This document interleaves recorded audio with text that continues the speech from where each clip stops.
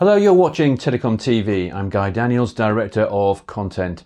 With so many consumer Wi-Fi products available from numerous sources, do CSPs now have a meaningful role to play in this sector? Is a managed Wi-Fi offering now the most viable option? And if so, how should CSPs create such a service? Well, joining me now to explain more is Justin Doucette, who is Head of Wi-Fi at Nokia. Hello, Justin. Good to meet you. Thanks so much for joining us on the programme. The first question is really a fundamental one, and that's how can CSPs successfully counter retail Wi-Fi products? What would be their value add? Well, first of all, thanks for having me. This is a great topic and really excited to be here. The CSPs, the operators, have been slowly taking share away from retailers for a number of years now, and that's really because of consumer demand.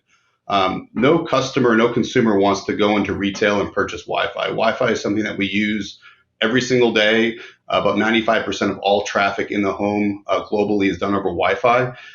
And the consumer, the subscriber, just wants to get the speed that they're paying for throughout their house, whether it's in their kitchen, in the living room, in the bedroom, and it's really driven by demand. So the operators want to own the residential gateway, which is the single access point, the main access point of Wi-Fi in the home. And depending upon the home, depending upon the need, depending upon the subscriber, expanding to mesh Wi-Fi, so multiple access points in the home, is becoming quite commonplace, and really improving performance and improving coverage. And the operator wants to provide the best customer service. So if that includes providing one or multiple Wi-Fi access points in the home, that's what they're doing. So, Justin, this leads us on to the concept of managed Wi-Fi. How would you go about defining what managed Wi-Fi actually means? Well, the first level of managed Wi-Fi is what happens locally within the home, on the boxes, on the devices in the home.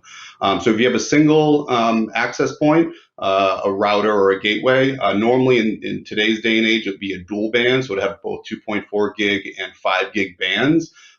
Having great band steering between the two. If you have multiple access points in your home, if you have a mesh network, being able to do client steering throughout the home is extremely important. And we use a Wi-Fi Alliance standard, Easy Mesh, to basically communicate between the different access points in the home and create a really solid Wi-Fi coverage.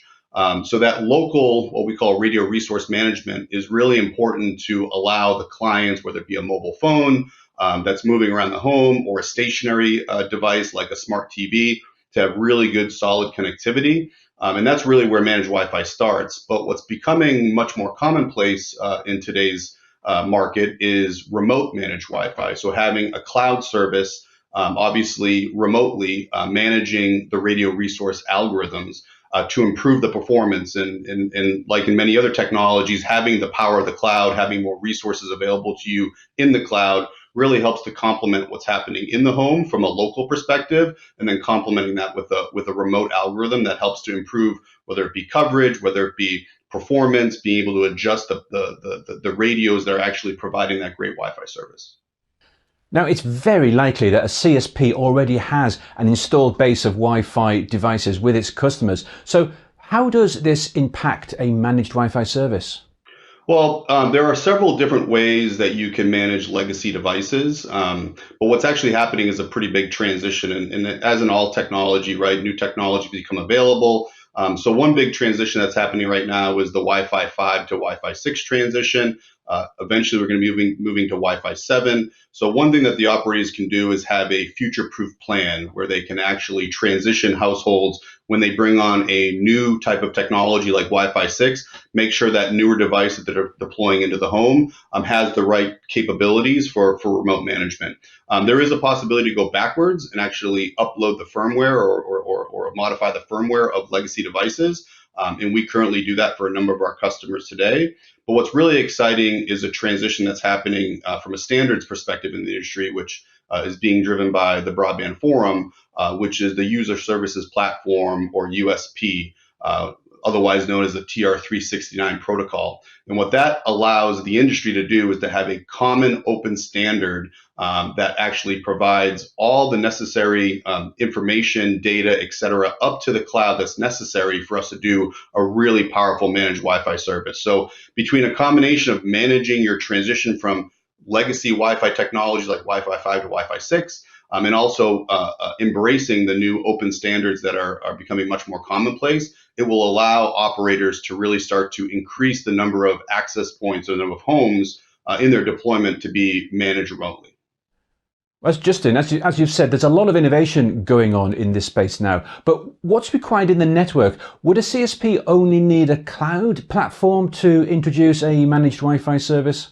Well, there's you don't like I said, you don't need the cloud. You can do it with a local algorithm only, but you're going to get a lot more power from the cloud. So it depends really on your needs. And what we're seeing is a lot of operators are starting with the local resource management only, or local managed Wi-Fi, and then they're expanding either a part of their deployment and then ultimately their entire deployment to the cloud services. But what it really requires is you to have that cloud either in a cloud service like AWS, as an example. One of the unique things that Nokia offers is the ability for the service provider to host their own cloud. So a lot of operators have an existing server or cloud infrastructure that they host themselves, whether that be on-premise and they buy their own servers, they manage their own servers, or that they want to contract directly with a cloud service like AWS.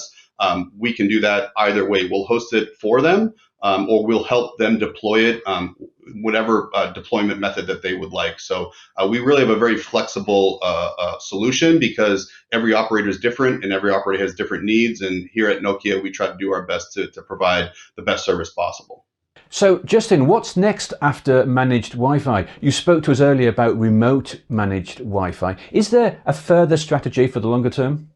Yeah, so we talked about two really key technologies that are happening in the space. So number one is mesh capabilities, having the possibility to have multiple access points in the home to improve coverage and performance.